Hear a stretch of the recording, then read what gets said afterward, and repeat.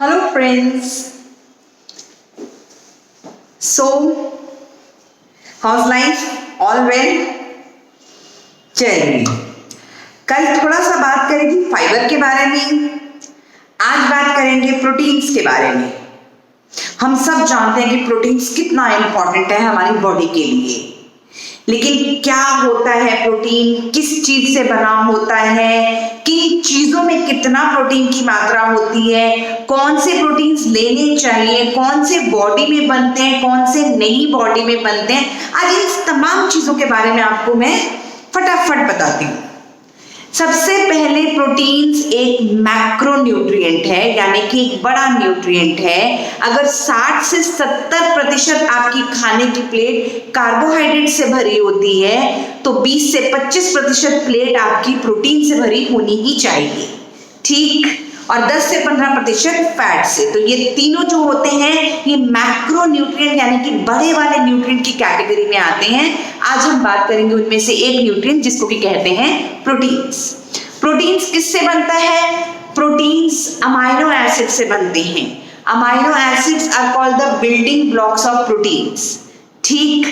अब amino acids दो तरीके के होते हैं, essential amino acids and non essential amino acids. Essential amino total हमारी बॉडी में 22 अमाइनो एसिड्स होते हैं और इन 22 में अलग अलग प्रोपोर्शन से, अलग अलग कॉम्बिनेशन से ये प्रोटीन्स बनाते जाते हैं। दो प्रोटीन कभी एक से नहीं होते, हर प्रोटीन अलग है क्योंकि उसका जो स्ट्रक्चर है, केमिकल स्ट्रक्चर, उसमें कौन से अमाइनो एसिड्स डले और कौन सी पोजीशन पे डले, इसके चलते प्रोटीन्स में वेरिएंस आती जाती है। तो 22 अमाइनो एसिड्स सारा खेल खेलते हैं प्रोटीन्स का, और इनमें से 8 ऐसे हैं जिनको कि हम एसेंशियल अमाइनो एसिड्स कहते हैं, बाकी के 14 ऐसे जो नॉन एसेंशियल है।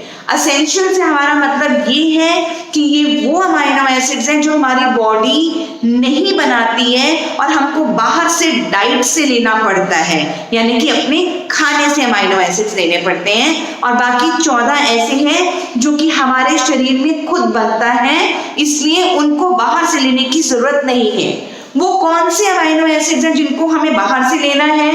8 हैं, leucine, isoleucine, lysine, threonine, tryptophan, adenosine, methionine, valine and histidine.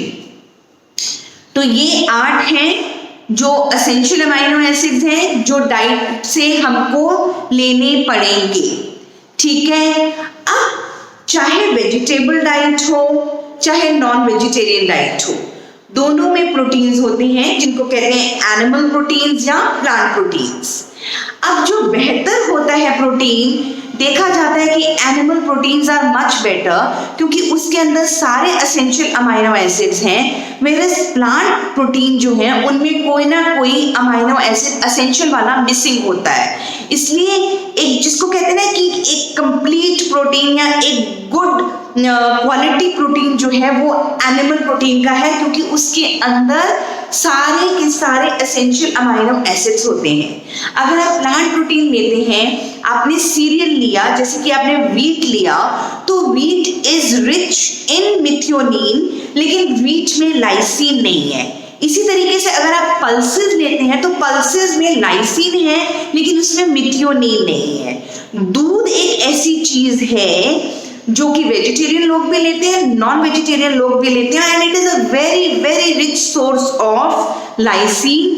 मेरे 100 ग्राम दूध में कितना प्रोटीन होता है? 3.2 ग्राम, लेकिन इतना प्रोटीन भी हमारे लिए बहुत फायदेमंद है। अब जो वेजिटेरियन लोग हैं जो एनिमल प्रोटीन्स नहीं लेते हैं, वो अगर अपने खाने को इस तरीके से बैलेंस करें, देखिए ट्रेडिशनल डाइट्स में भी ना ये देखा जाता था, दाल चावल खा रहे हैं, साउथ इंडिया में डोसा खा रहे हैं, इसमें क्या है? सीरियल भी है, पल्स भी है। डोसे में क्या है? चावल भी हो गया, उड़द दाल भी हो गई, इसी तरीके से दाल चावल में हो गया। तो ये दोनों जब मिक्स हो गए तो इसने आपको पूरा प्रोटीन दे दिया। मैंने बोला सीरियल में मिथ्योनिन अच्छी है, लाइसिन नहीं है, लेकिन दाल में लाइसिन है, मिथ्योनिन नहीं है। जब इकट्ठे मिला के दे दिया तो सब कुछ मिल गया। इसी तरीके से इसके साथ अगर कोई एक मिल्क या मिल्क प्रोडक्ट में दूध, दही, खोया, पनीर कुछ भी अगर आप थोड़ा सा और ऐड कर लेते हैं अपनी डाइट में, हर रोज की डाइट में, तो आपकी डाइट कंप्लीट हो जाती है। उसमें पूरा प्रोटीन जितने की जरूरत है आपको वो आवश्यक अमाउंट ऑफ प्रोटीन मिल जाता है। तो इसलिए कहते हैं combination of diets is important, cereal plus pulses, or else we also say cereal plus animal protein. जैसे कि आपने दलिया लिया तो दलिये में क्या हुआ, आपने वो टूटा हुआ वीट का जो हुआ दलिये का वो हुआ, प्लस मिल्क ऐड हो गया, यानी कि एनिमल प्रोटीन हो गया। तो ये जब इकट्ठे मिल जाते हैं ना, तो इसको कहते हैं कि हमेशा कहते हैं कि एक good source of protein body में करने के लिए ना खाने की कॉम्बिनेशन लेनी चाहिए। Combination is a good source of protein. बाकी देखिए एनिमल प्रोटीन्स आप जो लेते हैं, एनिमल प्रोटीन्स में क्या आया, एग्स आए, मिल्क एंड मिल्क प्रोडक्ट्स आए, मीट आया, पोल्ट्री आई, ठीक है। लेकिन ये तो बहुत महंगा हो जाता है, हर व्यक्ति इसको अफोर्ड नहीं कर सकता। दूध और अंडे ऐसी चीज है जो कि चीप है, जिनको हम यूज कर सकते हैं। दूध अगर आप थोड़ा भी हर दिन ले लेते हैं किसी भी फॉर्म में, तो आपकी प्रोटीन्स की मात्रा ठीक रह सकती है, ज्यादा तरीके से कम नहीं होगी।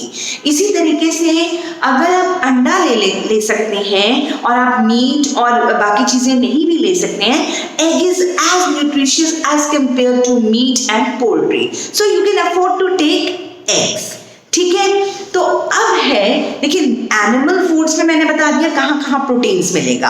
प्लांट फूड्स में आपको कहाँ प्रोटीन मिलेगा, आपको पल्सेस में प्रोटीन मिलेगा, आपको होल ग्रेन्स में प्रोटीन मिलेगा, यानी कि आपको चावल में, गेहूं में, इन सब में प्रोटीन मिलेगा। आपको पल्सेस में प्रोटीन मिलेगा, किसमें मिलेगा, आपको बंगाल ग्राम में, यानी कि काले चने में, हरी वाली जो दाल होती है मूंग की उसमें, ठीक है, ग्रीन ग्राम्स, लेंटिल्स में, पीली दाल में, सोयाबीन में एंड राजमा में। और soybean is considered to be the richest source of plant protein, ये बात मान के चले। तो सोयाबीन को अगर आप किसी भी फॉर्म में ले लेते हैं, it is like taking a good protein, it is equivalent to meat and non vegetarian protein, ठीक है। तो अब हमारी बॉडी कैसे प्रोटीन को यूटिलाइज करती है, कैसे इसकी डाइजेशन होती है। अच्छा, दूसरा आपको प्रोटीन्स मिलते हैं ये नट्स से, वेजिटेबल जो प्लांट प्रोटीन्स हैं नट्स से मिलेंगे, जैसे कि आलमंड से प्रोटीन मिला, बादाम से मिला, काजू से मिला, वॉलनट यानी कि अखरोट से प्रोटीन मिला। तो ये सारे गुड सोर्सेज ऑफ प्रोटीन में आ जाते हैं, ठीक है।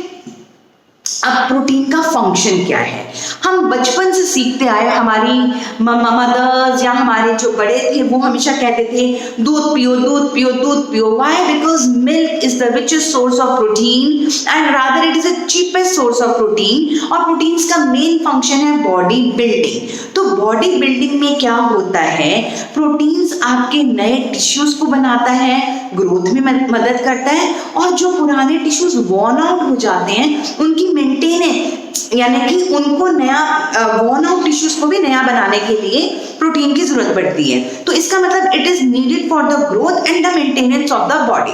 तो ये कहना कि छोटे पैदा होने से लेके अडल्टहुड तक की प्रोटीन चाहिए गलत होगा, क्योंकि वॉर्न आउट टिश्यू बॉडी में वेयर एंड टियर तो होंगे, उस वेयर एंड टियर को ठीक करने के लिए भी आपको प्रोटीन चाहिए।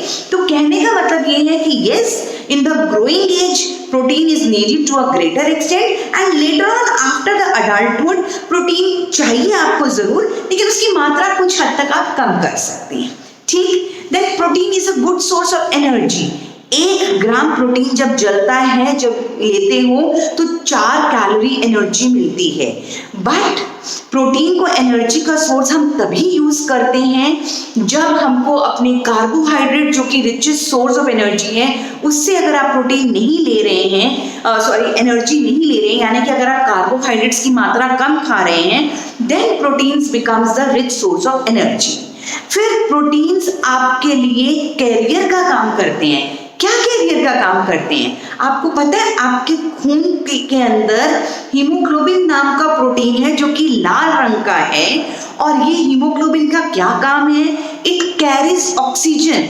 ये आपके लंग्स से ऑक्सीजन लेके सारे शरीर में ऑक्सीजन देता है, सारे वाइटल ऑर्गन्स को ऑक्सीजन देता है, और सारे शरीर के ऑर्गन्स में से कार्बन डाइऑक्साइड लेके आपके लंग्स को देता है। So it is such an important carrier, and this haemoglobin is a protein molecule. फिर आपको पता है, रेगुलेशन करता है प्रोटीन, प्रोटेक्टिव हेल्प करता है। कैसे प्रोटेक्टिव हेल्प करता है? आपके जो शरीर में एंटीबॉडीज बनते हैं ना, किसी भी बीमारी के अगेंस्ट जो एंटीबॉडीज बनते हैं ना, वो प्रोटीन होते हैं, तो इसने प्रोटेक्टिव एक्शन भी किया। रेगुलेशन किस तरीके से किया? आपके शरीर में एंजाइम्स बनते हैं। Enzymes are proteins, nothing but proteins. Enzymes क्या करते हैं? जैसे कि डाइजेशन में हेल्प करते हैं एंजाइम्स, या और भी कई बॉडी के प्रोसेसेस में हेल्प करते हैं प्रोटीन्स, एंजाइम्स। ठीक। फिर आपके हॉर्मोन्स जो हैं वो भी प्रोटीन्स हैं, और हॉर्मोन्स आपकी बॉडी के मेटाबॉलिज्म को सही रखते हैं। तो इसका मतलब ये हुआ कि एंजाइम्स भी प्रोटीन्स हैं, हॉर्मोन्स भी प्रोटीन्स हैं, एंटीबॉडीज भी प्रोटीन है। तो it is helpful in the protective function in the form of antibodies, as well as in the regulatory function in the form of enzymes and hormones. So these are all the functions of, मोटा मोटा आपको बताया है क्या function होता है, क्या sources of proteins हैं। ठीक है, तो ज्यादा करके आप प्लांट के सोर्सेज अगर लेते हैं तो थोड़ा सा कोई भी एनिमल सोर्स ऐड कर लीजिए, सो दैट आपका एसेंशियल अमाइनो एसिड सारे मिल जाए। अब प्रोटीन की डाइजेशन कैसे होती है? प्रोटीन की डाइजेशन का मतलब है अमाइनो एसिड्स की डाइजेशन। तो ये क्या है? आपके माउथ में प्रोटीन की कोई डाइजेशन नहीं है, क्योंकि आपके सलाइवा में से कोई भी ऐसा एंजाइम नहीं है जो प्रोटीन को डाइजेस्ट करे। प्रोटीन की मेन डाइजेशन आपके स्मॉल इंटेस्टाइन में होती है, लेकिन शुरुआत आपके पेट में हो जाती है, क्योंकि आपके पेट में पेप्सिन नाम का एंजाइम है जो प्रोटीन को डाइजेस्ट करके छोटा अनडाइजेस्टेड प्रोटीन में कर देता है। उसके बाद आपके पेट से जब खाना स्मॉल इंटेस्टाइन में जाता है तो स्मॉल इंटेस्टाइन पेप्टाइडेसिस निकालता है या प्रोटीएसिस निकालता है। पैनक्रियाटिक जूस में भी आपके प्रोटियोसिस आते हैं जो कि प्रोटीन को तोड़ते हैं, छोटे अमाइनो एसिड्स में कर देते हैं, और पेप्टाइडेसिस भी आते हैं इंटेस्टाइनल जूस से, जिससे कि आपका प्रोटीन पूरी तरीके से ब्रेक डाउन होकर डाइजेशन हो जाता है और एब्जॉर्प्शन होकर ब्लड स्ट्रीम में चला जाता है। तो प्रोटीन ने क्या किया? अमाइनो एसिड्स कुछ तो ब्लड स्ट्रीम में चले गए, कुछ आपके लिवर में भी रह जाते हैं। जो आपके लिवर में रह जाते हैं, जिस टाइम आपकी बॉडी को एनर्जी की जरूरत होती है ना, उस टाइम पे ये अमाइनो एसिड्स, ये प्रोटीन्स आपको एनर्जी के सोर्स में काम आते हैं। जो आपके ब्लड स्ट्रीम में है वो जब आपको जरूरत है तब बॉडी आपसे ले लेती है, अदरवाइज वो आपकी ब्लड सर्कुलेशन में चलते रहते हैं। तो ये हुई बात प्रोटीन्स की। अच्छा, जो बच्चे वेट लॉस के लिए या जो लोग वेट लॉस के लिए आजकल ज्यादा प्रोटीन करते हैं, उसका सिर्फ एक ही काम हो जाता है कि then they are using protein as a source of energy. आप कार्बोहाइड्रेट जो मेन सोर्स बनता है उसको ना लेके प्रोटीन्स ले रहे हैं, तो आपकी बॉडी क्या करेगी? प्रोटीन से एनर्जी लेना शुरू करेगी, प्रोटीन्स को तोड़ना शुरू करेगी।